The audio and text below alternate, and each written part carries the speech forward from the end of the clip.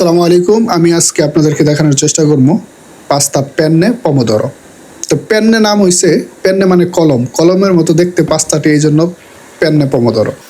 তো এখন আমাদের প্রয়োজন হবে পমোদোরো।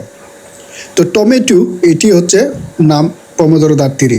তো দাত্তিরি মূলত খেজুর, তো খেজুরের মতো দেখতে, এই জন্য টমেটোর নাম পমোদোরো দাত্তিরি। তো পমোদোরো দাত্তিরিগুলো আমরা মেথা অর্ধেক করে কেটে নিলাম।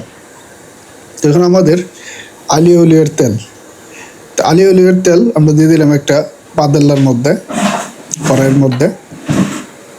তো তেলটি যখন গরম হয়ে আসছে তখন আমরা টমেটোগুলা দিয়ে দিলাম। তো সবগুলা প্রয়োজন হয়নি, কারণ যেহেতু একজনের বুঝ মানে ওন পোর্সিয়নে। তো দিয়ে দিলাম আমরা বাজিলিকো, সালে, পেপেরোচিনো, পিকান্তে। আপনারা স্বাদ অনুযায়ী লবণ এবং স্বাদ অনুযায়ী জাল দিয়ে দিবেন। তো টমেটোগুলো যখন হালকা ভেজে নেওয়ার পর, ফ্রিজে করার পর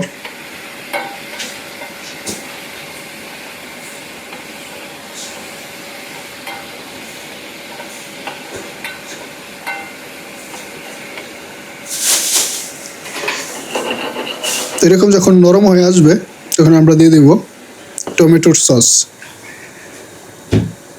যেটাকে ইতালিয়ান ভাষায় বলে সালসা পমোদোরো।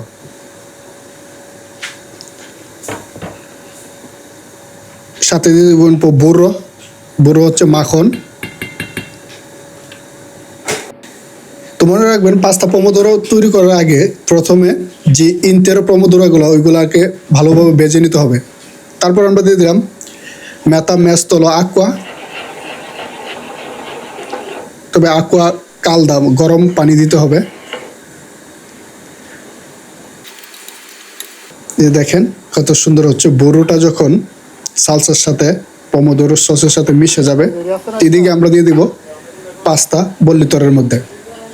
বল্লিতরে হচ্ছে যে পানি গরম যেটার মধ্যে হচ্ছে, এটাকে বলে বল্লিতরে, আর এটাকে বলে চেস্তিনো।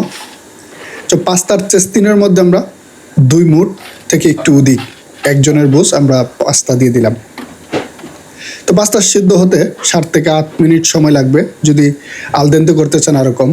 তো 8 মিনিট পর আমাদের পাস্তা অলরেডি প্রন্ত সিদ্ধ হয়ে গেছে, দেখতেই থাকুন।